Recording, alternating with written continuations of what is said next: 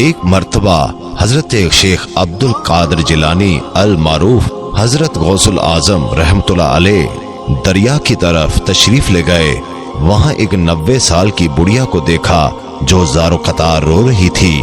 ایک مرید نے آپ کی بارگاہ میں عرض کیا، مرشد، اس ضعیفہ کا اکلوتا خوبرو بیٹا تھا، بیچاری نے اس کی شادی رچائی، دولہا نکاح کر کے دلہن کو اسی دریا میں کشتی کے ذریعے اپنے گھر لا رہا تھا کہ کشتی الٹ گئی اور دلہا دلہن سمیت ساری بارات ڈوب گئی۔ اس واقعے کو آج 12 سال گزر چکے ہیں، مگر ماں کا جگر ہے، بیچاری کا غم جاتا نہیں ہے۔ یہ روزانہ یہاں دریا پر آتی ہے اور بارات کو نہ پا کر رو دھو کر چلی جاتی ہے۔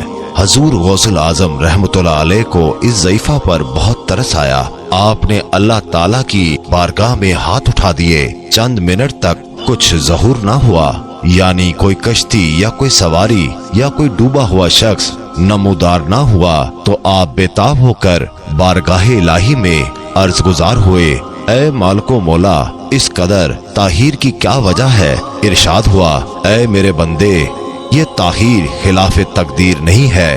ہم چاہتے تو ایک حکم کن سے تمام زمین و آسمان پیدا کر سکتے تھے، مگر حکمت کے تحت 6 دن میں پیدا کیے۔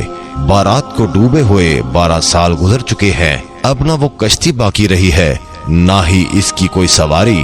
انسانوں کا گوشت وغیرہ بھی دریائی جانور کھا چکے ہیں۔ ریزہ ریزہ کو اجزائے جسم میں اکٹھا کروا کر دوبارہ زندگی کے مرحلے میں داخل کر دیا ہے۔ اب ان کی آمد کا وقت ہے۔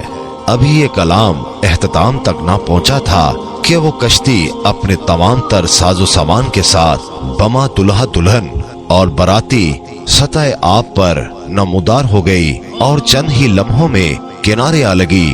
تمام باراتی شیخ عبد القادر جیلانی رحمۃ اللہ علیہ سے دعائیں لے کر خوشی خوشی اپنے گھر پہنچے۔ اس کرامت کو سن کر بے شمار کفار نے آ کر حضور غوث العظم رحمۃ اللہ علیہ کے دست مبارک پر اسلام قبول کیا۔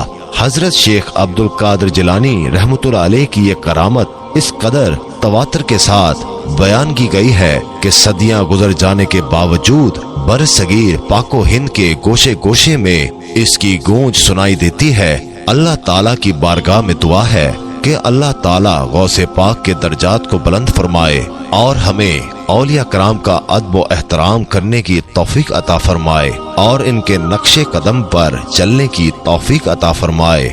آمین یا رب العالمین۔